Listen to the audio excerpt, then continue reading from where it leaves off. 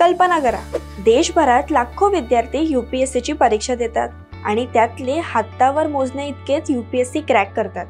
त्यातही कोणी प्रिलिम्स मध्ये अडतात, कोणी मेन्स मध्ये, त्यातलेच काहीच फायनल इंटरव्ह्यू पर्यंत पोहोचतात.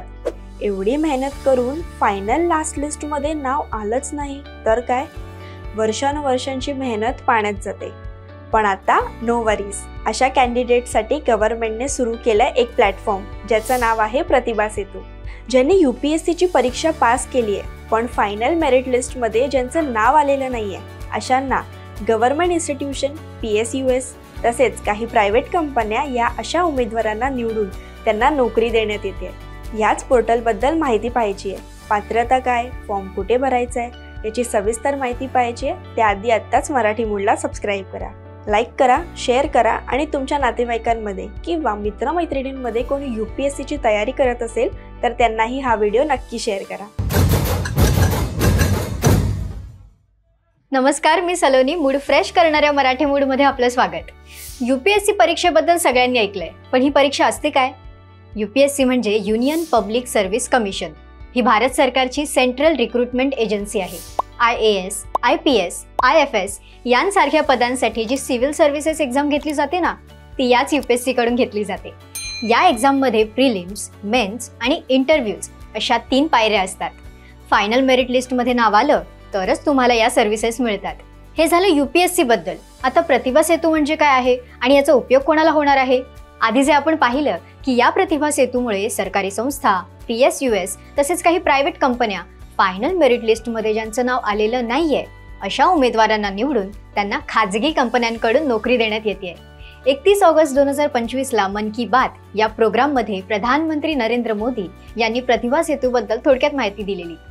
प्रतिभा सेतु में उन उम्मीदवारों का डेटा रखा गया है जिन्होंने UPSC की अलग अलग परीक्षाओं के सभी चरण पास किए, लेकिन अंतिम मेरिट लिस्ट में उनका नाम नहीं आ पाया. इस पोर्टल पर 10,000 से ज्यादा ऐसे होनहार युवाओं का डेटा बैंक मौजूद है. ऐकलत? सोप्या भाषेत बोलायचं झालं तर प्रतिभा सेतू म्हणजे असं एक डिजिटल प्लॅटफॉर्म जिथे UPSCची परीक्षा दिलेल्या पण फायनल मेरिट लिस्टमध्ये नाव न आलेल्या उमेदवारांची माहिती जमा केली जाते. मग सरकारी संस्था, PSUs आणि प्रायव्हेट कंपन्या इथून डायरेक्टली त्या उमेदवारांना जॉब ऑपॉर्च्युनिटीज देऊ शकतात. UPSC कॅन्डिडेट्स आणि कंपन्या यांना जोडणारं एक ब्रिज म्हणजे प्रतिभा सेतू. पूर्वी याला पब्लिक डिस्क्लोजर स्कीम हे नाव होतं, म्हणजेच PDS. ही योजना 20 ऑक्टोबर 2018 पासून सुरू आहे. कमिशनने पहिल्यांदाच कंबाइंड मेडिकल सर्व्हिसेस एक्झामिनेशन 2017 साठी उमेदवारांची यादी जाहीर केली आहे. ही माहिती आपल्याला प्रतिभा सेतूच्या ऑफिशियल पोर्टलवर पाहायला मिळते, ज्याची लिंक डिस्क्रिप्शन बॉक्समध्ये मिळेल. प्रतिभा सेतूकडून नोकरी मिळवण्यासाठी पात्रता काय? नागरी सेवा परीक्षा म्हणजे CSE, भारतीय वन सेवा म्हणजे IFOS, अभियांत्रिकी सेवा म्हणजे ESE किंवा IES, संयुक्त वैद्यकीय सेवा म्हणजे CMS, सहाय्यक कमांडंट म्हणजे CAPF, संयुक्त संरक्षण सेवा म्हणजे CDS, भारतीय आर्थिक सेवा किंवा भारतीय सांख्यिकी सेवा म्हणजे IES किंवा ISS, जिओलॉजिकल सर्वे एक्झामिनेशन. या परीक्षांचे सर्व टप्पे पास झालेले पण शॉर्टलिस्टमध्ये नसलेले उमेदवार या UPSC प्रतिभा सेतू योजनेसाठी पात्र आहेत. UPSC प्रतिभा सेतू कसा चालवला जातो? पूर्वी आत्ताच सांगितलेल्या परीक्षांसाठी नॉन रेकमेंडेड कॅन्डिडेट्सची लिस्ट म्हणजे लेखी परीक्षा पास झालेले पण इंटरव्ह्यू नंतर रेकमेंडेशनमध्ये न आलेले कॅन्डिडेट्स असे PDS अंतर्गत त्यांच्या वेबसाईटवर माहिती उघड केली जात होती. आता नॉन रेकमेंडेड कॅन्डिडेट्सची व्हॉलेंटरी सिलेक्शन किंवा रिक्रुटमेंटसाठी कमिशनला लॉग इन ID प्रोव्हाइड केली जाते.